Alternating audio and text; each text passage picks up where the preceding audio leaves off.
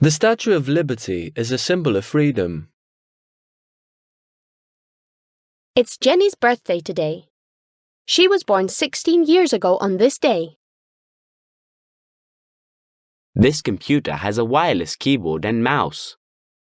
It also has a flat screen monitor. The hotel has got a beautiful swimming pool with a waterfall. Scientists are hoping for a breakthrough in the search for a cure for cancer.